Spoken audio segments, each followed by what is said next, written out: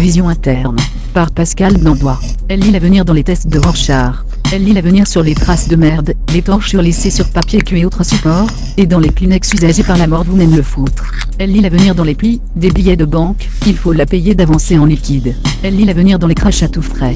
Elle lit l'avenir dans les rites faciales ou autres. Elle lit l'avenir à la tête du client. Elle lit l'avenir dans les vieux journaux. Elle lit l'avenir dans les romans de l'SF. Elle lit l'avenir dans les pieds. Elle lit l'avenir dans les cuvettes des chiottes. Elle lit l'avenir dans les poils, dans les toisons pubiennes mieux que dans les cheveux ou les barbes. Elle lit l'avenir sur l'anus. Elle lit l'avenir évidemment tout aussi bien dans les flaques de dégueulis. Mais aussi elle lit l'avenir tout simplement dans les nuages. Mais professionnellement elle adopta finalement une technique précise, la voilà qui nous la décrit. Ma technique de voyance est ainsi, je bande fait son Colin Maillard, les yeux de mon client puis le fait tourner 5 fois sur lui-même, et l'assoit devant une grande feuille blanche pour lui donner un feutre avec lequel je lui demande d'écrire ou de dessiner toujours aveuglément, sans trop réfléchir en général un peu automatiquement. Comme dans le surréalisme. Mais s'il le désire il peut toujours essayer d'écrire de vrais mots ou phrases, ou bien dessiner quelque chose de figuratif. Au bout de 8 minutes très exactement, je l'arrêtais en tame face à l'œuvre obtenu mon travail médimnique, car tout est écrit partout. Elle lisait l'avenir des jeunes garçons dans les cartes de France et j'acculais nuitamment. Elle lisait l'avenir mais maintenant c'est tout autre chose. Elle lisait l'avenir dans du papier froissé. Elle lisait l'avenir dans les peintures abstraites. Elle lisait l'avenir sur le sol ou les murs sales. Elle lisait l'avenir dans les plaies ou les cicatrices. Elle lisait l'avenir dans les yeux, sur la langue et les dents.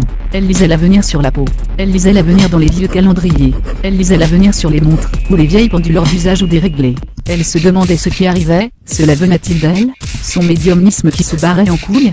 Ou alors c'était le temps, le réel, le futur qui commençait à déconner franchement? Mais en tout cas à la place des images des jours futurs, qu'elle avait l'habitude de visionner dans diverses choses supports, désormais, elle ne voyait, ne devinait, ne captait que trucs niches insolites, et autres n'importe quoi du genre délirant. Une ordure pédophile arrivée en enfer, trouva une excellente situation, vit-elle dans le motif du papier peint, après avoir subi quelques éternités de torture, on l'embaucha pour saler dans les cieux, et les communs commandos du mal, hurler les petits chérubins en gueulant. Je vous aurai tous bande dont je gueule. Pour en avoir le cœur net, elle prit une poignée de spaghettis dans le placard de la cuisine, et les laissa tomber sur la table, elle observa le résultat et entrevit. Un archange méconnu nommé bizarrement poubelle, savait quelquefois faire des visites en enfer pour éliminer quelques démons pour en limiter la population. Il le faisait avec ses larmes qui sur les diables, ont l'effet d'un acide à l'instar de l'eau bénite et il pleurait beaucoup, abondamment, énormément devant toutes ces damnations qui l'affligeaient, tant que ses larmes fusaient de ses yeux comme des jets d'eau, comme des geysers de pleurs. Quant à l'archange Gamel lui, il s'est fait griller les plumes aux flammes infernales et en est tombé à l'envers, hachu, immortellement, depuis les abîmes jusqu'au royaume des cieux. Dans les circonvolutions de l'oreille d'un passant elle s'égara. Sans raison, arbitrairement je décidai d'ajouter à mon livre, un bout de texte trouvé par terre dans un calepin perdu.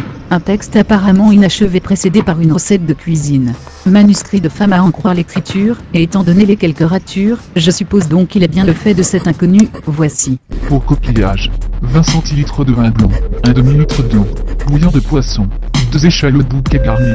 Faire revenir dans l'huile d'olive les échalotes et le bouquet, jeter les coquillages, ajouter vin blanc et bouillon plus eau. Mais pour ne pas s'avouer vaincu, il saisit une grande aile brune, et la secoua violemment et rageusement tout en grognant. Puis il s'élança sur le sable dans une course fantastique où serré entre ses babines, la proie marine ondule et s'étire jusqu'à ses flancs alors, et soudain il s'arrête et d'un puissant coup de tête, il frappe au sol cette lanière qui se débat comme une vipère. D'un coup de patte il maintient son adversaire récalcitrant, et redressant le haut de sa tête et la déchire brutalement. Le coup ne doit pas lui plaire, car il éternue fortement et délaisse sa prise inerte sur le sable, pour continuer une route imaginaire. Sur un prospectus déchiré échoué sur le trottoir, se présentant à l'envers du sens de la lecture elle lut. Quelques individus de mauvais augure tentèrent de se faire passer pour des anges pour, par là, accéder grâce à cette usurpation au royaume des cieux, et y prendre le pouvoir absolu. Leur technique consistait en l'amputation d'ailes d'anges piégées puis en la greffe de ses organes sur les dos des malfaisants. Peine perdue, les greffés devinrent alors de véritables anges pétris de bonté ayant perdu tout désir, tout caractère belliqueux. Quant aux amputés, comme des salamandres, de nouvelles ailes poussèrent sur leur omoplate bénite. À Bruxelles on ajoute à des petites ailes aux mannequins depuis les urines de l'eau bénite. Sur le même trottoir, dans une tache d'huile de vidange, elle vit, ou elle entendit, en quelque sorte elle entendit il, semblerait que le personnage d'Aime le maudit ait fait des émules, il vous sera loisible de rencontrer dans les rues, Erreuil, Agar, B le banni, H le honni, S le sali, P le pourri, N le noirci, R le rassis, V le vomi. Tous ces mecs sortirent leurs guns, des guns qui planquaient dans leur slip, fusionnèrent à leur bite et leur cul, d'où orgasme à chaque fait, et éjaculation rend dans leur miction impossible. De quelle race sera l'humanité quand elle se sera totalement, absolument, mondialement métissée? Sans doute de la race des gris. Gris clair ou foncé? Texto. Il était bon le gâteau sur la photo d'anniversaire? Très bon. C'était quoi? La pâtisserie est la dernière drogue qu'il me reste, tant pis pour la frustration. C'était un fraisier, petit péché mignon. Miam, j'en ai presque les papilles qui éjaculent. Entre champagne et fraises, c'est une explosion de saveurs. Oui. En y réfléchissant, le seul rapport sexuel, ou ce qui y ressemble à ses proches et dont elle se souvient, c'est du doigté fugace à la piscine d'une lesbienne réputée également pour sa sorcellerie. Serait-ce cette sorcière qui par cette manipulation l'aurait mise enceinte? Enceinte de qui? De quoi? En tout cas elle le savait maintenant, elle en était certaine, c'est cette gestation qui lui valait toutes ces étranges visions, pensées, voix, impressions parfois dantesques. Attrapé au vol, un nouvel ange tomba dans le feu de l'enfer. Ses plumes brûlèrent, sa peau roussit. Conséquemment surgit du feu infernal à la place de l'ange, un petit démon aux ailes membraneuses, qui sous le souffle divin chut dans un bénitier, pour s'en extirper, retransformé en chérubin. Avec une espèce de bidouillage transtemporel ici, on a réussi à éviter, ou en tout cas à retarder le péché originel. En effet, à l'instant précis où Ève tendait la pomme à Adam, fut téléporté depuis une autre ère, un Guillaume tel dont la flèche alla soustraire dans son vol, le fruit défendu à la main du premier homme. Puis en vérité on fit une nouvelle tentative en faisant partir la flèche, quand le serpent la donna à Ève, mais, c'était l'orque, merde alors. Guillaume tel se transforma en Cupidon. Le développement technologique a dû naître une nouvelle perversion sexuelle. Après la pédophilie, la zoophilie, la nécrophilie, la scato etc. j'en passe et des meilleurs, voici la machinophilie, dite aussi robophilie ou même androphilie.